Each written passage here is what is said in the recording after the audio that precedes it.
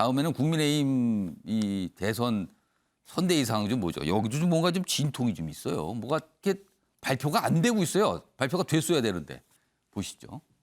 윤석열, 김종인 길어지는 선대위 밀당이다. 근데 이 밀당을 왜 할까? 핵심은 전권 행사 여부다. 그러니까 김종인 전 비대위원장이 선거 선대위에 참여하면 뭔가 정권을 주느냐 마느냐 이 문제예요.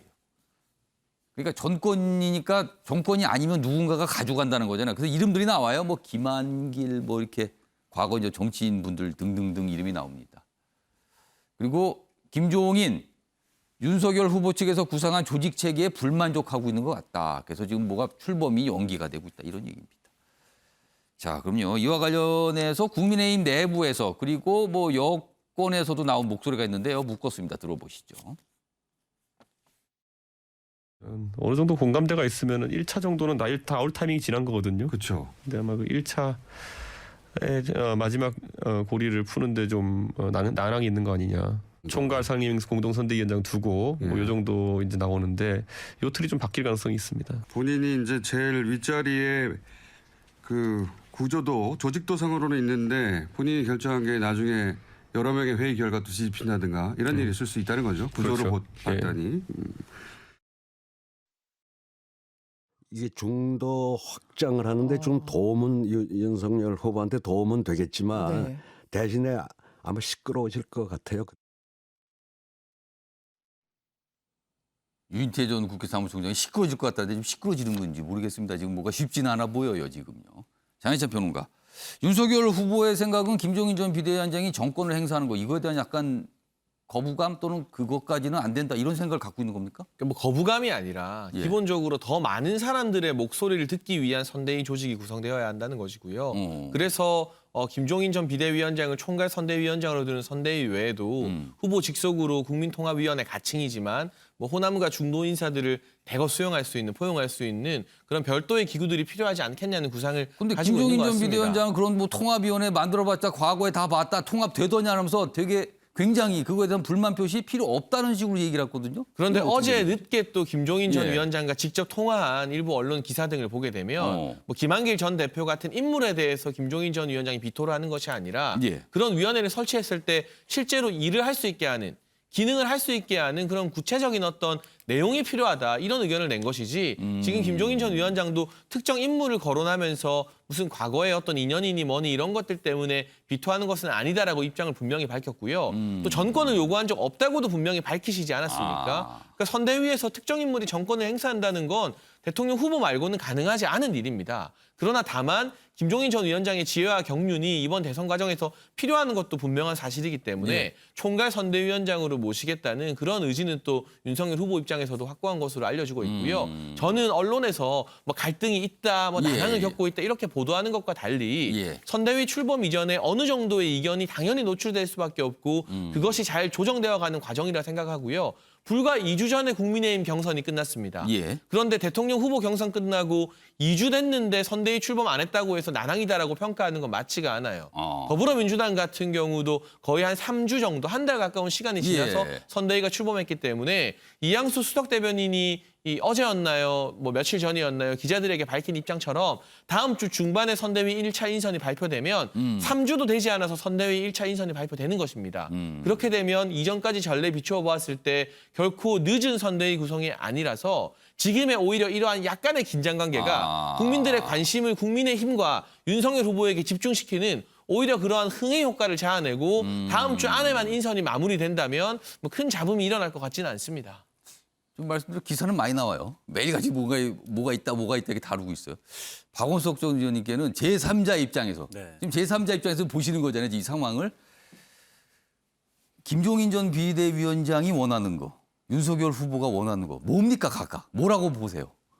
일단 윤석열 후보로서는 예. 그 김종인 비대위원장이 어쨌든 선거에서 성과가 확실한 분이기 때문에 예. 어떻게든 모셔와서 이른바 트랙 레코드가 있는 분이다. 그렇죠. 확실히. 지금 특히 이제 윤석열 후보로서도 이제 중도 확장이 관건일 텐데 거기에 또 좀 특별한 재능이 있는 분이니까 예. 꼭 모셔와서 총괄 선대위원장의 역할을 맡겨야 되겠다. 이 절실함이 있을 것 같고요. 근데 그러면은 그렇게 절실하면 마음대로 다 하게 해드리겠습니다. 이 얘기는 왜 못하는 거예요? 그러나 또 몸집이 크지 않습니까 지금?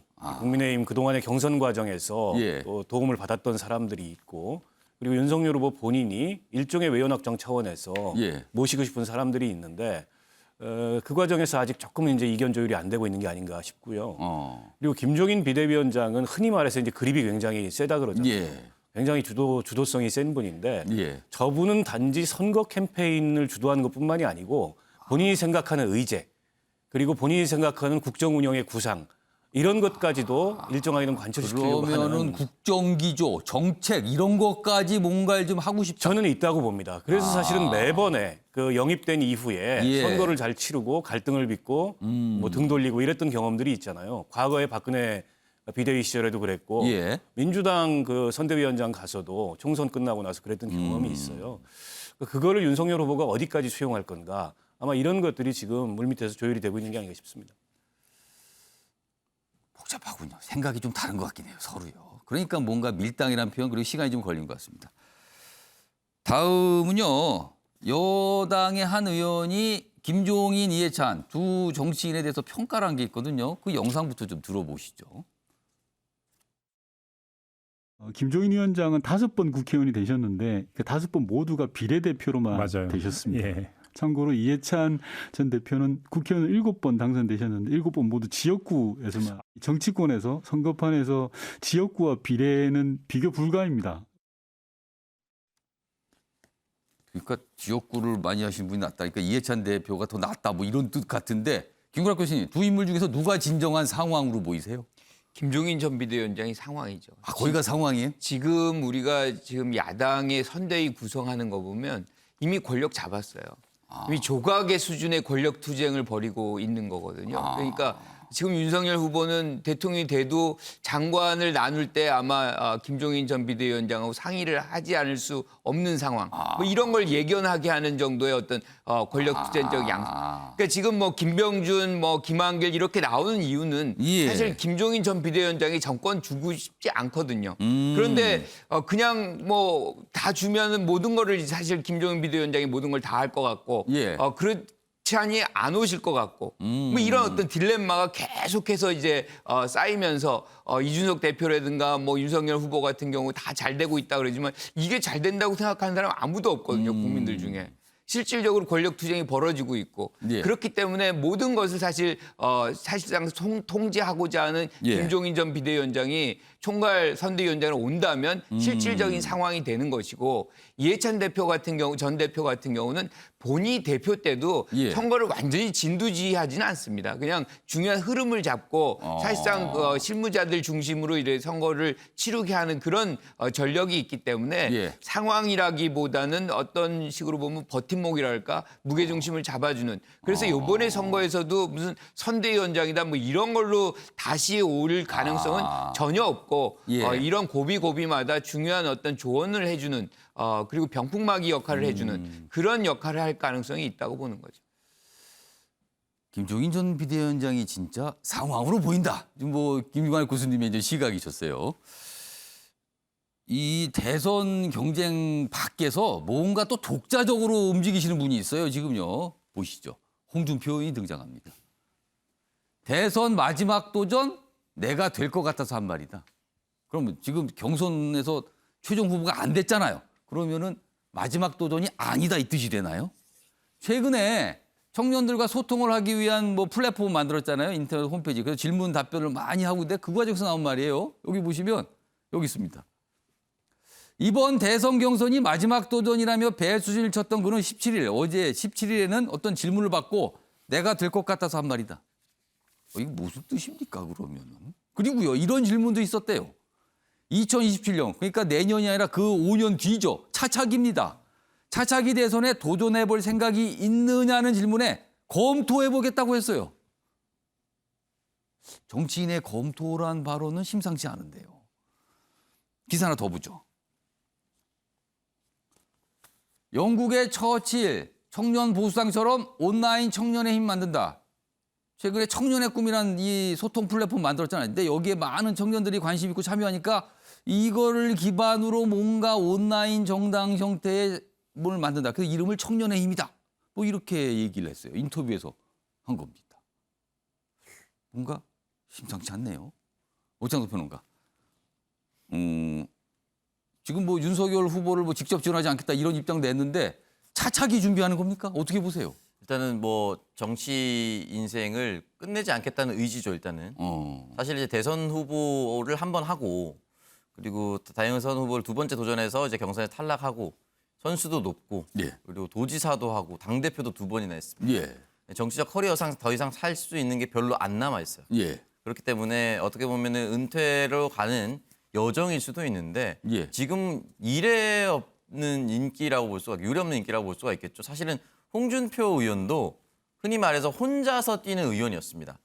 뭐 개파 형성을 하기도 쉽지 않았을 그렇죠. 거고요. 그런 어떤 거하고는 거리가 있었어요. 뭐 노사모라든지 특정 연예인처럼 뭐 또는 연예인 정치인처럼 인기가 굉장히 많아서 플랫폼을 이루었던 적이 없습니다. 이번에 근데 약간 네. 그런 모습이 나타났거든요. 근데 지금. 이번에 나타난 거죠. 그래서 좀 참 신기하다 사람의 인생은. 아 신기하다. 네, 그리고 사실은 홍준표 의원을 가장 먼저 띄운 거는 예. 예전에 MBC 무한도전에 무야호라고 외쳤던 그게 무야홍이 되면서 인터넷에서 흔히 말하는 밈이 시작됐거든요. 이거 그 누구도 예측할 수 없는 인생의 이야기입니다. 그래서 좀 잠깐 찾아봤던 게 홍준표 의원이 1954년생이고요. 바이든 대통령이 1942년생입니다. 12살이 더 많죠. 훨씬 많네요. 네, 12살이 더 많고 올해 취임했습니다. 선거는 작년에 있었지만. 아. 뭐 바이든을 롤모델로 하겠다 이건 아니겠지만 그래도 정치적으로 계속 이어서 나가면 또 다음에 나한테 기회가 올 수도 있다. 54년생이면 우리 지금 만으로 66. 네. 그러면 5년 뒤는 71살. 네. 아. 뭐 그렇게 많다고 볼 수도 없고 본인 스스로도 예. 유엔 기준에 청년과 장년 기준의 나이를 얘기했어요.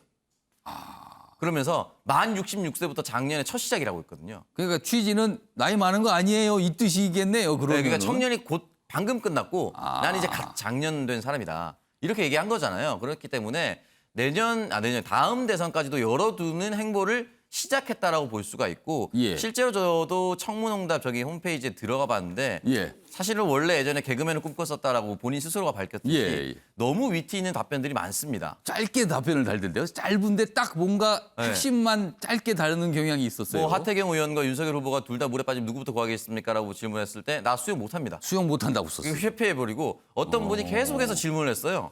근데 답변을 그 사람한테만 유독 안 하는 거예요. 아. 그래서 혹시 그 사람이 나의 아이디 때문에 그렇습니까? 라고 얘기를 하니까 그렇습니다라고 답변했거든요. 그 사람의 아이디가 이재명이었어요.